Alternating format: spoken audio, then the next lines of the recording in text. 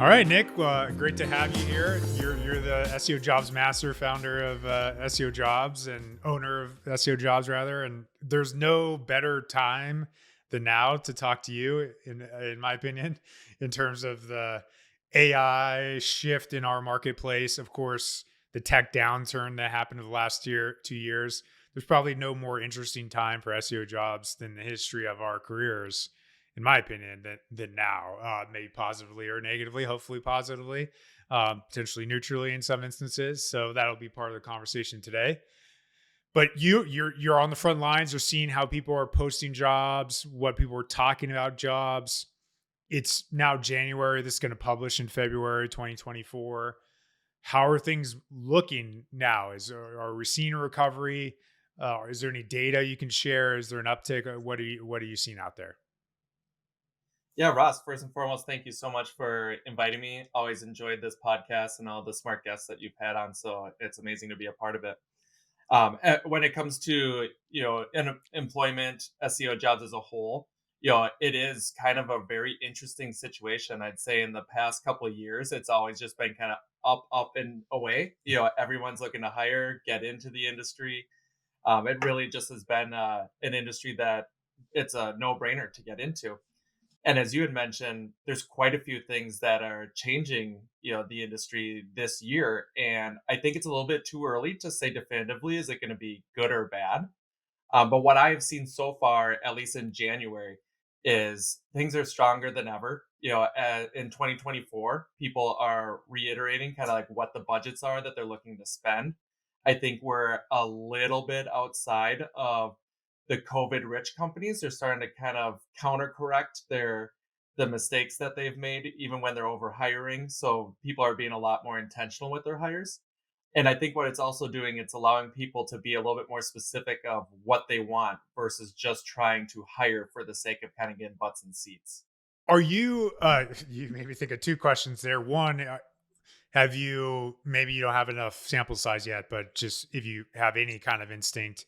I know there was a big tech bubble, people getting huge salaries. Where are salaries kind of, do you see them normalizing, or are they still kind of at those COVID levels, or what are they looking like? Uh, I love this question, Ross, because this is probably the one that I feel the most passionate about. A year or two ago, I was telling everybody that it's like if you were a C-level player, this was the time where you were getting paid like an A-level player. Anybody that was open to moving or being flexible in their roles was easily commanding a six-figure, mid $200,000, and you could be 4 or 5 years into your career. Ross, I won't speak for you, but numbers that I hadn't hit anywhere near to going out on my own, let alone, being 10, 15 years into my career now. So it was absolutely crazy. And I think a lot of that is, the COVID rich companies, people that made a lot of money during COVID and they were trying to staff up, assuming that they were going to make massive jumps on top of the growth that they had during COVID. And I think the reality is now, if we'll call it post COVID, things are kind of calming down. We and a lot of people in the industry have been impacted. We've seen a lot of layoffs. And I think a lot of these people that got paid really, really well were kind of impacted because of that overinvestment. So, long story short, to answer your question, I do feel like salaries, expectations, and even just kind of like a little bit more of the safety net behind jobs is here to stay now. But we did have kind of a rough time that was really, really good for some people, but really, really expensive for some companies. Hopefully not too much of that, but I would guess some of the people that got those kind of really massive salaries, unfortunately, are the people that encountered some of those layoffs as well, as a correlative or causative factor. Without a doubt. I mean, as part of that, obviously the tech downturn is a piece. How do you see any kind of compression from just AI and SGE anxiety yet from the job market, or is that kind of just all inflammatory at this No, stage? at this point, I think that's probably the number one fear for all SEOs. It doesn't matter if you're agency side, in-house, freelance, post retirement. I think just this SGE Is it going to come out? Is it not? Is it going to look anything like this? Is it, we've all seen data that's like organic search is going to be cut in half overnight. And the reality is, we don't know. But I think that is the biggest fear when it comes to our industry. Because as I had mentioned at the beginning of our podcast, SEO has been so hot. It's almost like one of the safest things to invest in. It's growing like crazy. And now all of a sudden we have question marks. And I've personally had people that I respect and trust reach out to me and say, I've been doing this for like 10, 15 years. We've seen things change a lot, but I don't know if there's going to be a career for me in 5 more years. I personally think it'll be fine. I think it'll evolve just as you and I, Ross, have seen over our careers. But again, it's more pivoting. But SGE is scaring people. And there's even a post on Search Engine Land. Barry had done a poll. And if I recall, it was something like 40-60 split of whether SGE makes them, worried about their careers. And I just found that really interesting because, again, we don't know what we don't know. But the way that I look at it is, let's just even say hypothetically, organic or Google, traffic gets cut in half. That just means that we as SEOs are going to shift where we're focused at. It's going to be optimizing for Google, but then maybe it's, YouTube, maybe it's TikTok. There's always an opportunity to capture people. And that's what we do as SEOs. Makes sense. Yeah, I have that graph in front of me. The graph was 57% of people are worried about their careers. Another poll was 59% are worried about their careers right now. Uh, yeah, I saw that same data from Gartner, I believe it was, that jobs or search volume will be cut in half. My general feeling is that this takes a lot longer than people think it does. Like it showed up overnight, but then I think adoption is going to be relatively deliberate.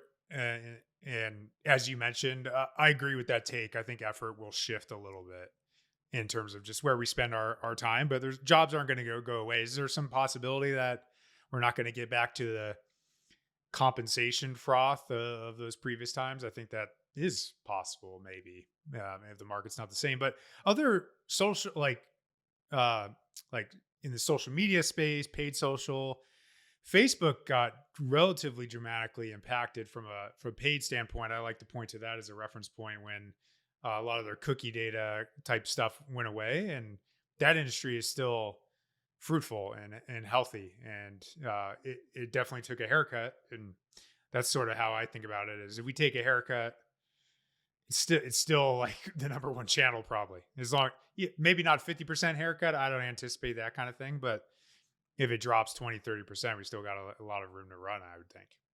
Absolutely. And I think what this is going to do, and I suspect this is a direction that our conversation will go in, is I think right now, and let's just even say the last 5 years, and Ross, I'd be really curious your perspective as an agency owner. I think there's a lot of people that were able to stand up agencies with some pretty decent processes.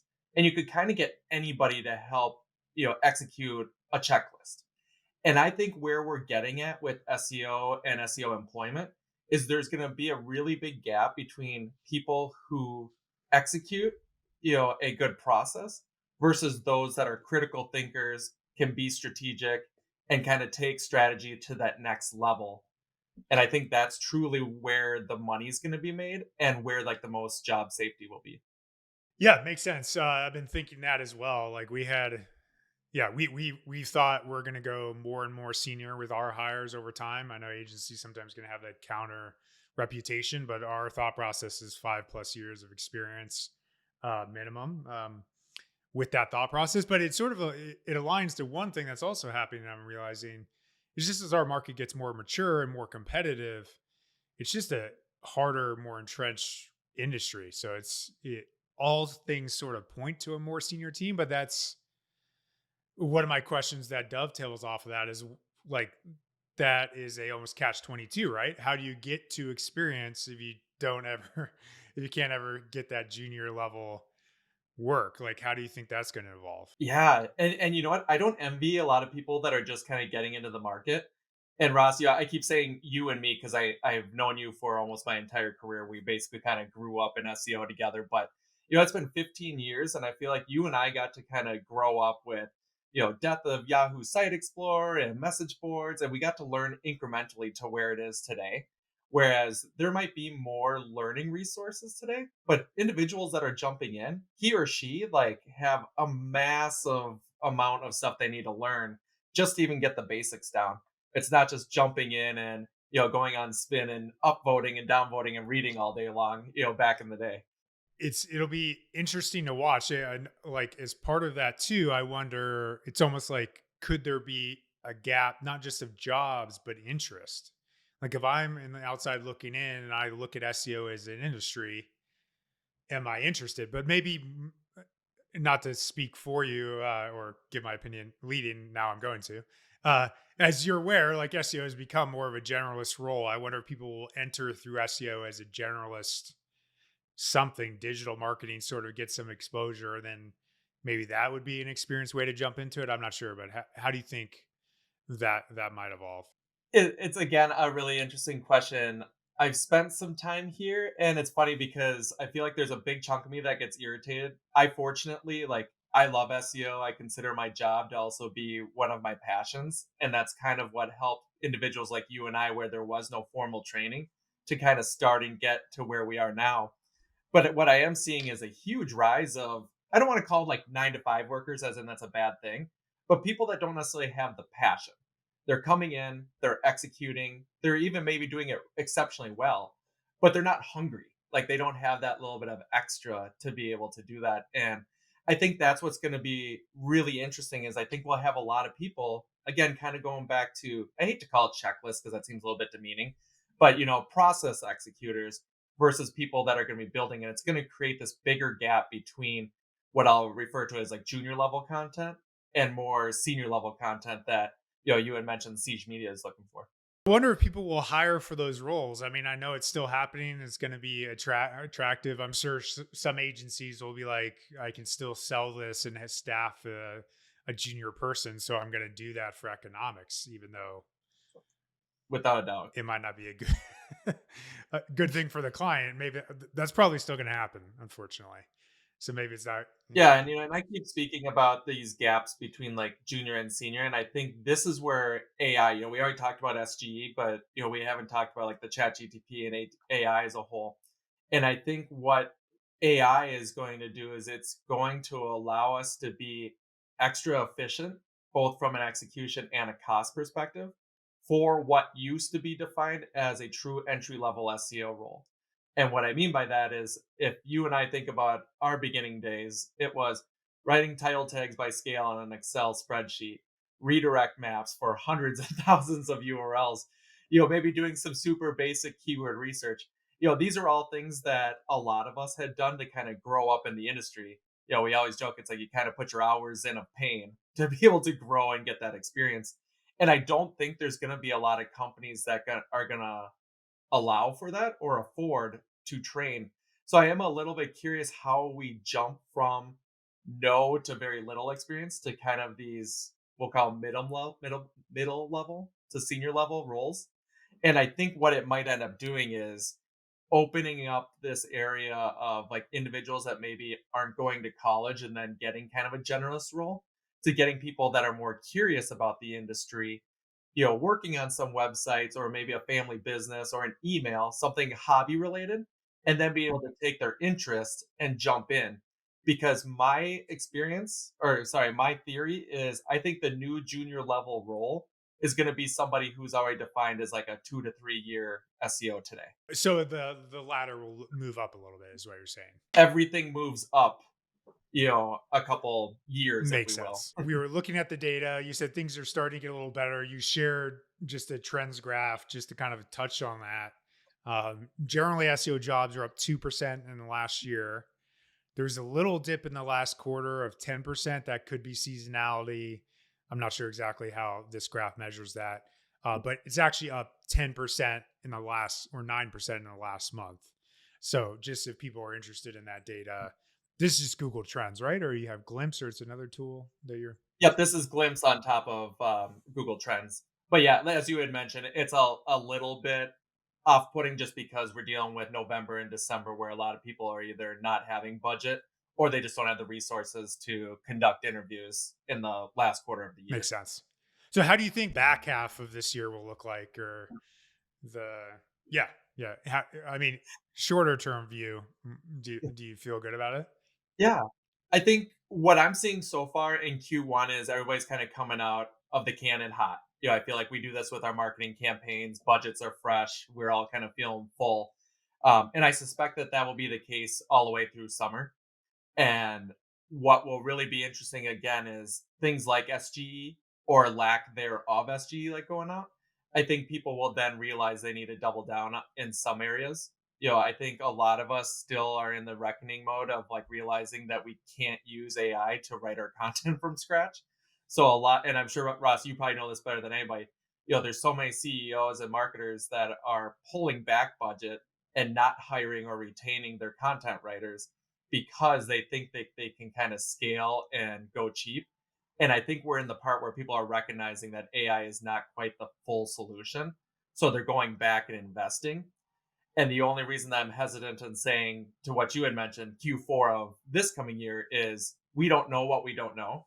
And I think that people are still very reactive in hiring for SEO than proactive, which hopefully will change maybe Yeah, in the coming makes years. sense.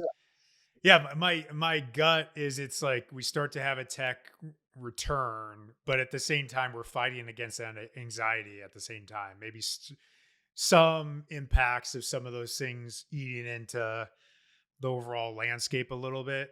I would guess it would net out positive, but not like we're not going to have a blinding year or so, Right.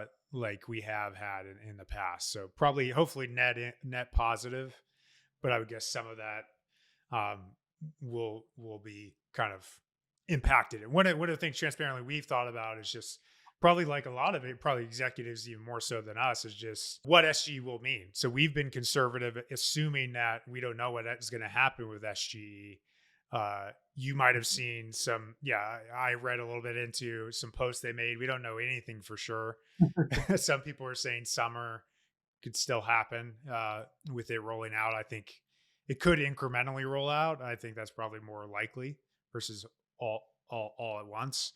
So I don't know if we'll ever get certainty around that. I'm sure if we did, that would benefit the industry this year a lot. If people Google just said Mhm. we're not doing this, I don't think they're going to.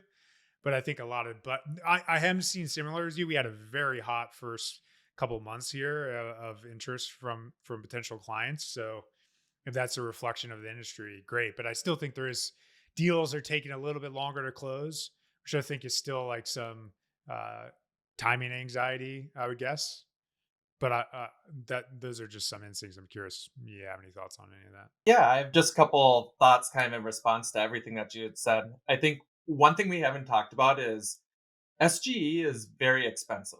And I feel like a lot of people don't necessarily realize that. And when I say expensive, I don't mean necessarily to an end user, but to Google. I mean, they are processing all this data to be able to give you this kind of on the spot answer. And the reality is similar to how Google is becoming more and more picky to how much of the internet they're crawling and indexing. Like, they're not actively going to make decisions that are going to be a negative impact to them from their financial, books. So I think that that's one thing that we all have to think about. We're kind of looking at it as like, does this make sense from a user perspective? And therefore Google will do it. What we don't know is like, what is the cost behind it? Yeah, I agree. I've heard it costs $6 billion to do if it rolled out fully. Woo. Was the number someone told me. Um, And yeah, I think we all probably the same anxiety if it's impacting our clicks, it's impacting their clicks as well. So it's net almost certainly losing them money just from a net click standpoint and costing them $6 billion more. This is also where it gets to like if there's change, I think it takes a long time. Like Google is so Without entrenched, a doubt. it's a verb. There's Perplexity AI and some other competitors potentially who could do what they're unwilling to do because of those Mhm. same kind of catch 22s they have. But I think that will take a long time to play out. And those same companies, like I realize Perplexity, I don't know how much you've used it. They don't have any ads like that might work today as they're adopting users, but I'm sure they're spending through the nose as well. The And money runs out yeah, eventually. exactly. But and on that note, you have to remember, like, Google's a publicly traded company. There's always somebody who has to get their return. And, business people, for the most part, don't do things just because it's right. They do it because it's right for their pocketbook. The other thing that I'll say, and I realize it's going away a little bit from our conversation about SEO, but I will die on the sword of saying I don't think there's a chance that SGE, as we are seeing it, as people who are opted into the labs, will ever go live the way that we see it. And I think this is what you're getting at. It'll either be incremental or it'll be just something completely different. I just don't, there's so many things that are right about it, wrong about it, that it just doesn't seem like it'd be the smart move. So that's kind of my hot take on SGE, where I think a lot of people kind of pop their eyes, but I'm seeing a lot more people.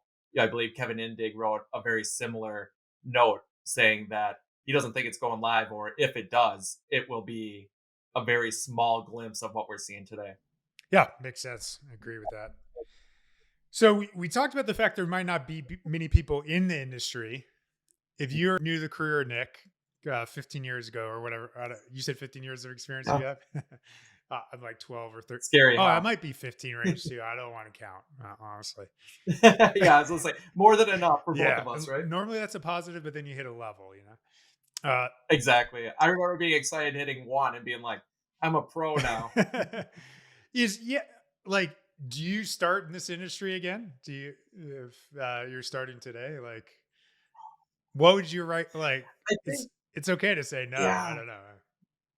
No, like I said, I feel like it's unfair to ask me because and a lot of people find this, and you probably can even tell the way that I respond in a lot of these like podcasts. Like, I'm so passionate about the industry, and yes, there's things have changed that I like and don't like. But you know what I like the most about this industry is it's a forever competition, and I don't feel like earnings are capped. Like, there's so much opportunity all the time that I can control. And that just feels really limited in a lot of careers. If I wanted to become a lawyer, I have to hit these degrees. I have to go work for somebody. I have to put the required time in. I have to get so many wins and loses. Like, and it's all dependent on somebody else, like, kind of deciding what success looks like for me. And I have gone through, the agency world and now freelance, and I think the uphill battle is significantly harder, which is hysterical because if you asked me a year or two ago, I would say you and I had the biggest battle because we had no help learning about this. But now I just think it's like how you can process this information. And again, it's like either it intrigues you and excites you and time isn't like your limitation, or, you know, Oh, no, sorry. I guess that's a little bit of a rambling. For me, I absolutely would do this again. I'm still very passionate about it. But I think what I want to reiterate is I think for now and into the future, SEO is going to be one of those things that you either are passionate about and you'll find success. And I don't think people that are passionate are going to be able to stomach a 9 to 5 role with what is required of an SEO. Makes sense. Agree with that. Yeah, if I'm starting again today, I'm probably like thinking more multi-channel, but I could definitely see like, oh, my goal might change to, hey, I want to be VP of SEO to I want to be VP of marketing, maybe for a company whose dominant search is a channel. It's like that kind of thing where I'm Totally. kind of diversifying my bets a little bit, maybe picking an industry, leaning into those are always been good best practices of like picking a niche and leaning into them. But you could pick a vertical, and that's pretty defensible. Learn from people in house and at agencies, maybe more of a full service agency. You could learn from people. That'll always make you safe. But yeah, and I think would get you to an inflection point where you jump the junior ladder, where it's harder to be a junior and get junior jobs these days. But you could learn anecdotally from that senior person and maybe eventually get that role in some way. Yeah, and I think you said it really well. I actually really like that idea of I can't speak for you, but I am like 98% SEO and 2% paid search. And I think if I could be able to say I feel as confident in like my paid search advertising as my SEO skills, then that would put me in a very good position of whether Google goes away, now you're bidding on TikTok or something else, like it gives you a little bit more of that flexibility. So I think hearing and reacting to what you're saying is I think that would be my change is not, you said go niche, which I absolutely agree. but I think that there's niche in like the areas you want to go or the customers or the technology. But I think being able to the mediums would just be a little bit more Yeah, flexible. makes sense. So that's like if we're starting over today for even strategic SEOs, experienced SEOs like us, how do they future proof their jobs? Like, what do you think people should be doing? What will, I don't know if you can put on your crystal ball, what will it look like? Maybe you've already sort of said this, but what will it look like maybe further in the future rather than just 12 months? Yes, I'm very passionate about this. And Ross, as an agency owner, and you've worked with young people, people more experienced, and all around, I want your honest opinion. But I think there's two things that SEOs need to do to be exceptional. And I believe right now, these two things are truly the difference between a good SEO and a great SEO. And I think these two things are now going to become a requirement to be successful in SEO. And I won't belabor the point anymore. I believe one is effective communication and two is critical thinking. Neither one of these can artificial intelligence replace for us. Critical thinking, we as SEOs, we're going to get the benefits of artificial intelligence. It's going to help us pull this data. Technology is going to get better. We're going to get more information available to us. But what tools can never do is help build a narrative. I've been on this tangent. I've been on a couple podcasts. I'm going to say it over again. We need to unnerd SEO. Under no circumstance should we be going into the C suite or anybody who is in charge of spending money and talking about canonical tags or robots files or server logs. We need to go in, we need to talk about the revenue. And this is what matters. And you have to distill all of this information that we have as SEOs and be able to communicate it. So it takes critical thinking, building a narrative, and then, as I just alluded to, effective communication. So many of us in SEOs, or so many SEOs, are amazing at what they do. They probably are better than me. They can rank for all the affiliate sites. But if you ask them to talk to somebody, it's like you might as well be speaking to someone in a different language.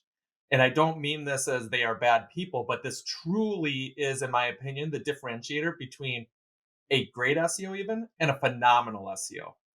How do we take it so we can unnerd SEO, go and talk to people that, let's just be honest, don't care about SEO or are giving you 30 seconds because they know it's like 12% of their entire marketing budget at best. How do we communicate in a way that gets people excited, bought in, and want to spend their money and invest in SEO? And I think that's the direction we need to go. And I just don't see enough of the industry being able to do those two things. Love that. Yeah, that's great coming off the podcast we just had with Tori Gray. Our whole conversation was about getting things done internally. And that's like a huge dynamic is it's less almost about the SEO best practice and it's navigating communication, big organizations. And that's not something that you could ask AI to do, unfortunately. And you gave me a second kind Absolutely. of sidebar thought from SEO career standpoint. Is just curious if if you think, or maybe this is more of a future prediction. As you're aware, there's like two types of SEOs generally: a tech SEO, content SEO kind of person. Do you think that dynamic is shifting? Are there gonna be less Oh, tech SEOs? I know a lot of CMSs are solving some of these technical problems by default out of the gate now. They're not going to go away right. completely, but yeah, just curious if we'll slowly see that dynamic shift, or maybe the reverse. I don't want to speak for you. Yeah. Yeah, no, it's interesting. I feel like honestly, you could ask me this question three times and it might give you three legitimate opposing answers. But let me try to give you my first thought. I do think that there's going to be roles and opportunities in each of them individually. However, when we talk about it from a career perspective, I think it's going to be exceptionally limiting if we define ourselves as a technical SEO or a content SEO. And to me, I think that next level above it is almost being what we might call a strategic SEO. And it's the idea of if you are able to maximize this strategy, you need to be able to at least eyeball what the major technical issues are, as well as like what the big content issues are. So I do think that there's going to be opportunities, but when we talk about how the new junior SEO is now 2, 3 years, like that might be the new thing is like you're proficient in technical or you're proficient in content. And that is the new kind of base level for success in an SEO role with the goal of hopefully leveling up and being able to, you might lean one way or another. I tend to lean more on the technical side, but I have content chops and I feel like I can efficiently talk about it. And that allows me to, again, double down on that effective communication and being able to be strategic that covers each of those main buckets that we refer to with SEO. Yeah, makes sense. Yeah, I mean, your two core points and your comment of unnerding SEO, that not to stereotype the technical side of the house, they would generally be a little worse at that from from the stereotype of not all, not you.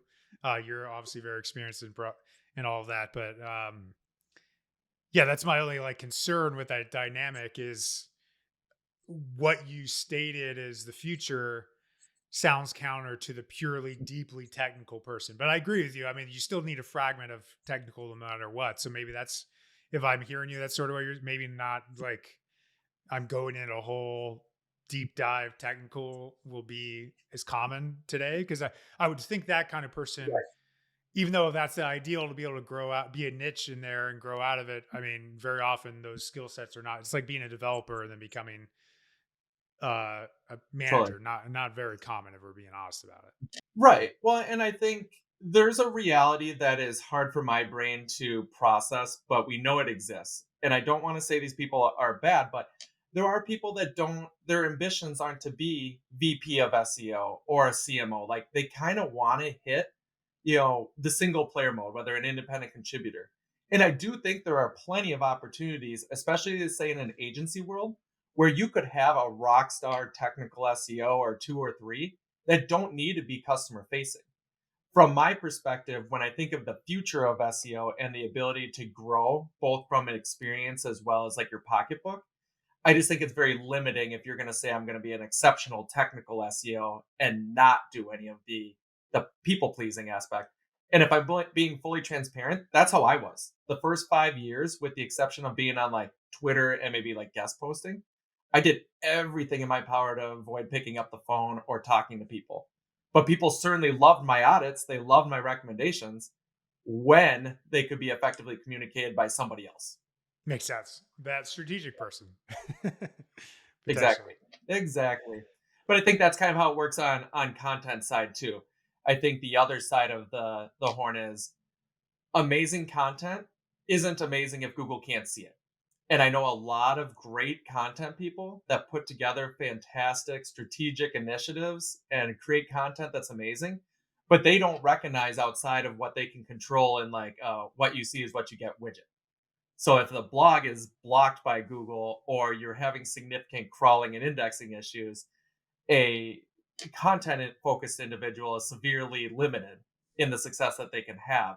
So I think that's again where having one or the other isn't the solution, but you might be able to lean heavy on one and not the other. And I'll say, and Ross, I'd love to hear your thought. What I am seeing in this world is people that are coming into the SEO space tend to lean exceptionally heavy on the content side. I mean, I'm talking to a lot of people that have been in the SEO world for a couple of years, and like I'm bringing up Screaming Frog or Siteball was like the first time they've never heard of it. And I'm curious, I know Siege, like you lean on the content creative side, but your team as a whole, I suspect, you're giving them the opportunity to know the most important parts of technical. But again, I defer to you. What do you think about that? Yeah, so we have technical SEOs on our team. We do try to separate them. So it's really content marketing specialists who get training on single page SEO, and then the strategists, the managers who can see the whole picture better from a content standpoint. But then the technical team who can run Sitebulb and Screaming Frog and the like. We do a training on technical SEO for content marketers to your exact point, so Nice. they understand the basics. They know the preventative measures. Sometimes clients will not hire us to do technical, at which point, honestly, in contracts, we're like, it's we're still going to look for this because we're going to be self-interested in your interests here, but you need to figure this out yourself if you're not going to pay us to do it. And that's one of the dynamics of splitting those budgets sometimes, unfortunately. Yeah. Absolutely. But and that's a whole nother conversation for Yes. another day. But I'd love to hear your opinion on because I think there are a lot of people. I worked with one agency that scopes out their content initiatives and what they refer to as SEO initiatives completely separate. And what they ended up doing is it felt very cannibalistic, by saying you can't do this because we're not contracted. Or if we could have a little bit of technical chops to fix these, we could do this. But again, it's not contracted. It just relies on somebody else. So I think that's another future of SEO where it may become a little bit less of an option to do either or. And it might just be right sizing, whether it's an agency model of just like saying, hey, we know we're going to invest a little bit of technical, even if you're not quote unquote buying it, or vice versa. The more complex the challenge, the more likely it could still be separated. Like you might imagine, it's the most dramatic example, but Amazon or like a Walmart website, you need a super technical person there. Totally. But like SaaS websites, to your example, a lot of them aren't that complex technically. They have problems, but we potentially could capture a lot of that within the same skill set. I think for sure. Yeah. Which is exactly why I need friends like you for the SaaS clients. Cause I look at them, I'm like, you're done. Like, you're technical, you're Yeah, good. yeah. And that's one thing smaller deliverables, like don't feel like you should be getting charged perpetually. That's not a need in our opinion. A lot, not always. Some sites do have that for sure. But well, great, Nick. This is a good conversation. I think hopefully give some people some food for thought. World is not ending, just evolving a little bit. But yeah, any final thought on the SEO job market or SEO jobs before we sign off here? Yeah, I think the only thing that I just want to say is like we all are going on LinkedIn. I think we're all seeing very similar messages. People are losing their jobs. It's really painful. I've been very vocal about like I've lost my job. I know how that feels. That's why I started and built out SEOjobs.com. Just know, keep going, keep investing in yourself. The opportunities are there, and I think this market is stronger than it's ever been. You just got to find the right opportunities. They're there for you. Agreed. Nick, yeah, thanks for coming on. Really suggest checking out, of course, SEO jobs. If you've got a great SEO job, if you want to find great, smart people, that's a great job board to post on. And Nick's a great follow on Twitter and LinkedIn. So suggest following him in both places. So thanks for coming on the pod, Nick. Yeah, fantastic. Thank you, Ross.